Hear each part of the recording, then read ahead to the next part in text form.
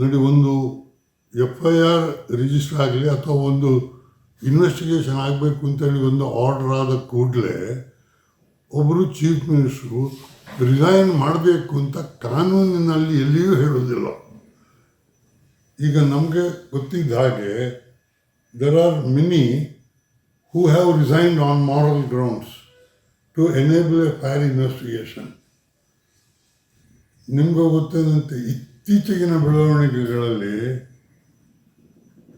ಜಾರ್ಖಂಡ್ ಮುಖ್ಯಮಂತ್ರಿಯವರು ಅರೆಸ್ಟ್ ಆಗ್ತದೆ ಅಂತ ಗೊತ್ತಾಗುವ ಮೊದಲೇ ರಿಸೈನ್ ಮಾಡಿದರು. ಬಟ್ ಕೇಜ್ರಿವಾಲ್ ಅವರು ಅರೆಸ್ಟ್ ಆಗಿ ಜೈಲಿನಲ್ಲಿ ತಿಂಗಳುಗಟ್ಟಲೆ ಇದ್ದರೂ ಕೂಡ ರಿಸೈನ್ ಮಾಡಲಿಲ್ಲ.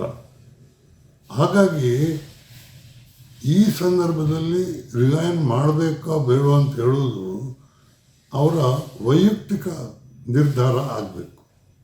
ಬಟ್ ಒಂದು ಪಾಯಿಂಟ್ ಏನಂತ ಹೇಳಿದರೆ, ಈ ಇನ್ವೆಸ್ಟಿಗೇಷನ್ ಮಾಡುವ authorities, if they are the subordinates of the person to be investigated, general ಒಂದು ಕಾನ್ಫಿಡೆನ್ಸ್ ಬರಲಿಕ್ಕೆ ಅವರು ರಿಸೈನ್ ಮಾಡಿದರೆ ಒಳ್ಳೆಯದು ಅಂತ ಒಂದು ಅಭಿಪ್ರಾಯ. ಬಟ್ ಕಾನೂನಾತ್ಮಕವಾಗಿ ಯಾವಾಗ ರಿಸೈನ್ ಮಾಡಬೇಕು ಅಂತ ಕಾನೂನಲ್ಲಿ ಇಲ್ವೋ, ನಾನು ಯಾಕೆ ರಿಸೈನ್ ಮಾಡಬೇಕು, ನಾನೇನು ತಪ್ಪು ಮಾಡಲಿಲ್ಲ, ಇದು ಮುಖ್ಯಮಂತ್ರಿಯವರ ವಾದ. ಸೊ ನನ್ನ ಅಭಿಪ್ರಾಯದಲ್ಲಿ ಕಾನೂನು ಪ್ರಕಾರ ರಾಜೀನಾಮೆ ಕೊಡುವ ಅಗತ್ಯ ಇಲ್ಲ. ಕೊಡಬೇಕೋ ಬೇಡವೋ ಅಂತ ಹೇಳುವ ನಿರ್ಧಾರ ಅದು ಅವರಿಗೆ ಬಿಟ್ಟದ್ದು.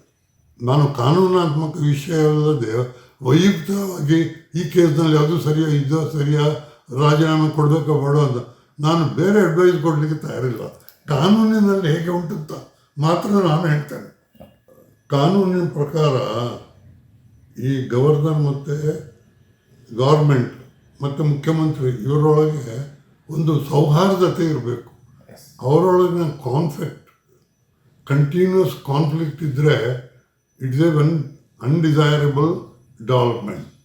ಇನ್ಫ್ಯಾಕ್ಟ್ ಅಂಥದ್ದು ಸಿಚುವೇಶನ್ ಮುಖ್ಯವಾಗಿ ಕೇರಳದಲ್ಲಿ ಮತ್ತು ವೆಸ್ಟ್ ಬೆಂಗಾಲ್ನಲ್ಲಿ ಆಗ್ತಾ ಉಂಟು ಎಷ್ಟೋ ಸಮಯದಿಂದ.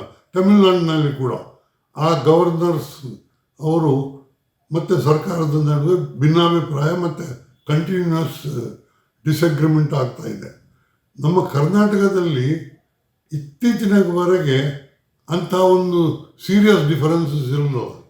ಒಂದು ಕಾರ್ಡಿಯಾಲಿಟಿ ಇತ್ತು between the governor and the government as also the chief minister.